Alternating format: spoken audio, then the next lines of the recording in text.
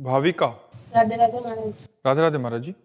महाराज जी, मेरा प्रश्न है कि हमें हमेशा सफलता प्राप्त करने को कहा जाता है, वो सफलता आखिर है क्या? क्योंकि महाराज जी, मम्मी पापा हमें सफल होते देखना चाहते हैं, तो क्या सफलता वो होगी जो मेरे मन शांत करेगी, या मतलब भले ही कम में मिल रहा है बट देखो, सच्ची सफलता तो ये है कि हमें शांति मिल जाए, हमारा मन प्रसन्न हो जाए। नहीं, कोई सफल नहीं है। जो जहाँ है उतने में भी उसको ईर्ष्या है, राग द्वेष है, अशांति है, ये माया है। ये चाह मिटती नहीं। जब तक चाह है तो अशांति है, और अशांतस्य कुतः सुखम, जो अशांत है वो सुखी कैसे हो सकता है? तो शांति संतोष में है।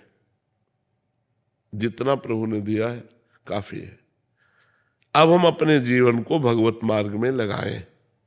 हम भगवान का नाम जप करें, भगवत भाव से दूसरों की सेवा करें, भगवान की कथा सुने, भगवान का नाम कीर्तन करें।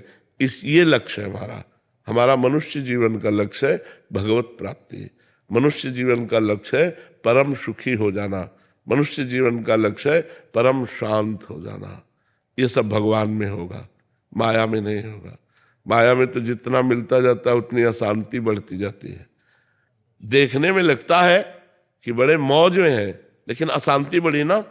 जब हम मांग के खाते थे, आराम से पड़े बिना बिजली के, तब शांति थी। या आज हम सोफा में बैठे हैं, गाड़ी में चलते हैं, लोगों को लगा होगा कि ये शांति है, लेकिन हमें लगा वो शांति थी, ये शांति नहीं है।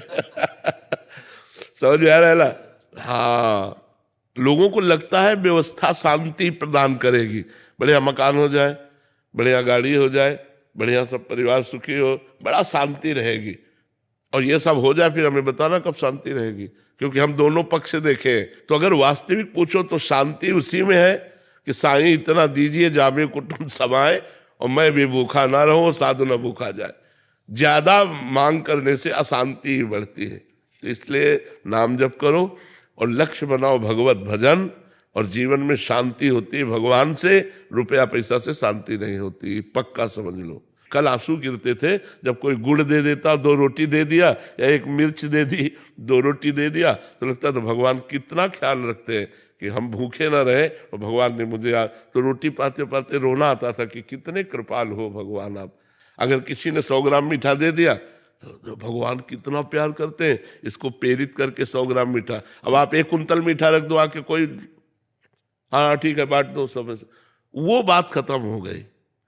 हर चीज में जो सुख हमने उस पक्ष में देखा, यद्यपि वो पक्ष आपके देखने में बड़ा कष्टप्रद था। हमारे पास ओढ़ने के लिए कंबल भी नहीं था। हम टाट ओढ़ते थे, जो बोरा गेहूं के हैं वो ओढ़ते थे सर्दियों के समय। तो हम शांति किसमें मानते हैं? भगवान के द्वारा दी हुई अव्यवस्था में। अव्यवस्था में, व्यवस्था में नहीं। हम तो कहते हैं कि धन्य है वो संत जो अपना जीवन अव्यवस्था में व्यतीत करके पधार गए, कभी व्यवस्था संसार की स्वीकार ही नहीं की। तो जीवन उनका परम धन्य, क्योंकि अव्यवस्था में देखा है भगवान का प्यार। और अब जो है वो तो माया का सब खेल है। इससे हमसे कोई मतलब, हमें कोई महत्व नहीं इन सब का, क्योंकि हम जानते हैं सब कूड़ा करकट भगवान की माया ने फेंक दिया। ले खिलौने खेलो, राम ही भजे थे चतुर नर।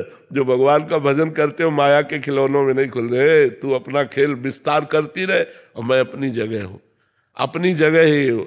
हम उतना स्वीकार किए जितने में आवश्यकता है, अन्यथा ये सब नरक है। आपको लगता होगा ये सब नरक है, कुछ नहीं, ये सब मायाकृत है। बड़े बड़े सम्राट आए और भोग भोग कर मर के चले गए। आज उनका केवल इतिहास में नाम लिखा हुआ है, कहीं उनका परिचय नहीं है। इसलिए मनुष्य जीवन की शांति भगवान के चरणों में है।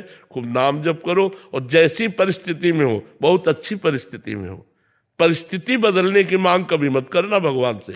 व्यवस्था और भजन अलग बात है। अव्यवस्था में भजन होता है। विपत्ति में जो भगवान की पुकार होती है, वो पुकार संपत्ति में नहीं होती, ध्यान रखना।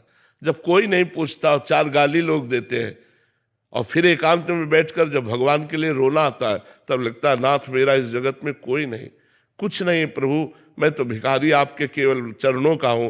वो जो भाव है भगवान बड़ी कृपा करते हैं उन संतों पर जिनको जीवन में कभी भोग नहीं देते और वो भजन करके भगवान को प्राप्त हो जाते हैं। प्रणाम है उन संतों के चरणों में।